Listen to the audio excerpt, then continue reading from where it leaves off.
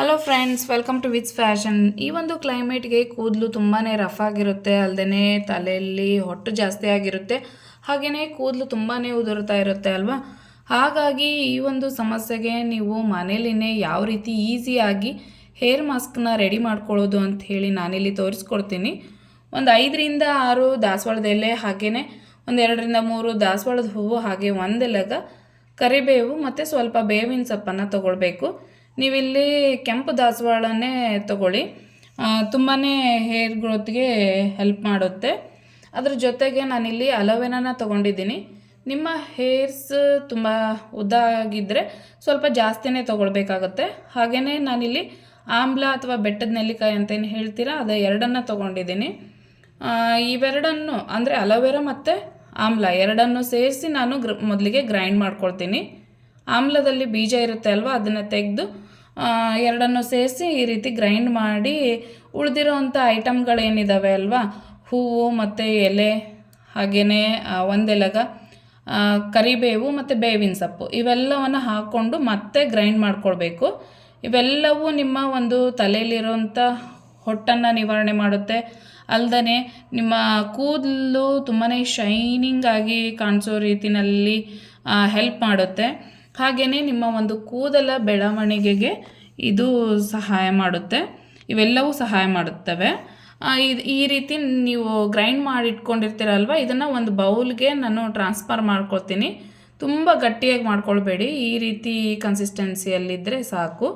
Next ಇದಕ್ಕೇ ನಾನು ಒಂದು ಕಬ್ಬಿಣದ ಪಾತ್ರೆಗೆ ಒಂದು 2 ಟೀ ಸ್ಪೂನಷ್ಟು ಮೆಂತೆಕಾಳು, ಹಾಗೆ 2 ಟೀ ಸ್ಪೂನಷ್ಟು ಅಗಸೆ ಬೀಜ, ಇವೆರಡನ್ನು ಹಾಕಿ ಒಂದು ಸ್ವಲ್ಪ ನೀರನ್ನು ಹಾಕಿ ಚೆನ್ನಾಗಿ ಕುದಿಸ್ಕೊಳ್ತೀನಿ. ನೀವು ಈ ರೀತಿನಾದರೂ ಮಾಡ್ಬೋದು, ಅಥವಾ ರಾತ್ರಿ ನೀವು 2 ಟೀ ಸ್ಪೂನಷ್ಟು ಮೆಂತೆಕಾಳು ಹಾಗೆ ಅಗಸೆ ಬೀಜನ ನೆನೆಸಿಟ್ಟು ಬೆಳಗ್ಗೆ ನೀವು ಇವಾಗ ಮೊದಲಿಗೇನು ಗ್ರೈಂಡ್ ಮಾಡ್ಕೊಂಡ್ರಲ್ವ, ಅದ್ರ ಜೊತೆಗೇ ಹಾಕ್ಕೊಂಡು ಕೂಡ ನೀವು ಗ್ರೈಂಡ್ ಮಾಡ್ಕೊಳ್ಬೋದು. ನಾನು ರಾತ್ರಿ ನೆನೆಸಿಟ್ಟಿರಲಿಲ್ಲ ಅಂಥೇಳಿ ನಾನು ಈ ರೀತಿ ಮಾಡ್ಕೊಳ್ತಾ ಇದ್ದೀನಿ. ಈ ರೀತಿ ಇದನ್ನು ಚೆನ್ನಾಗಿ ಕುದಿಸ್ಕೊಳ್ಬೇಕು.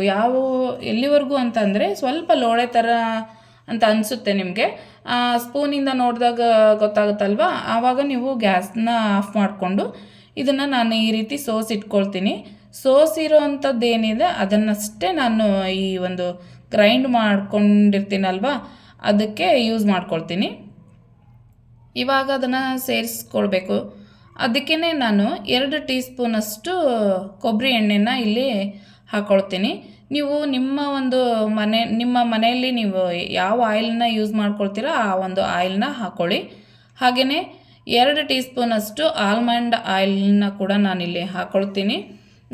ಹಾಗೆಯೇ 1 ಟೀ ಸ್ಪೂನಷ್ಟು ಮಸ್ಟರ್ಡ್ ಆಯಿಲ್, ಅದನ್ನು ಕೂಡ ಹಾಕ್ಕೊಳ್ತೀನಿ.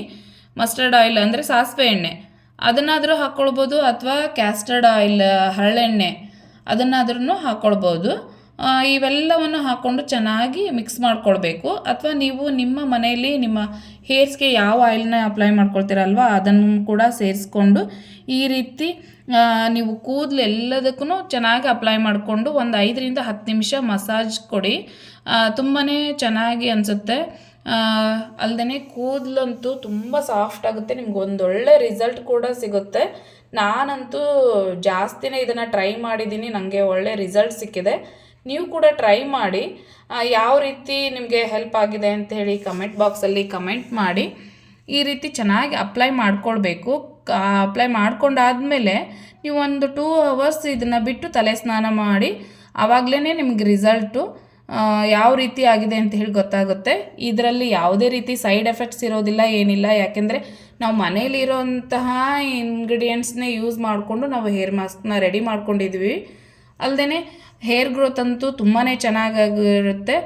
ಕೂದಲಂತೂ ಸಾಫ್ಟ್ ಆ್ಯಂಡ್ ಮತ್ತು ಶೈನಿಂಗ್ ಆಗಿ ಕೂಡ ಇರುತ್ತೆ. ನಿಮ್ಮ ಕೂದಲನ್ನು ನರೇಶಿಂಗ್ ಆಗಿನೂ ಕೂಡ ಮಾಡುತ್ತೆ ಈ ಎಲ್ಲ ಐಟಮ್ಗಳು. ಈ ಒಂದು ವಿಡಿಯೋ ಇಷ್ಟ ಆಗಿದ್ದರೆ ಲೈಕ್ ಮಾಡಿ.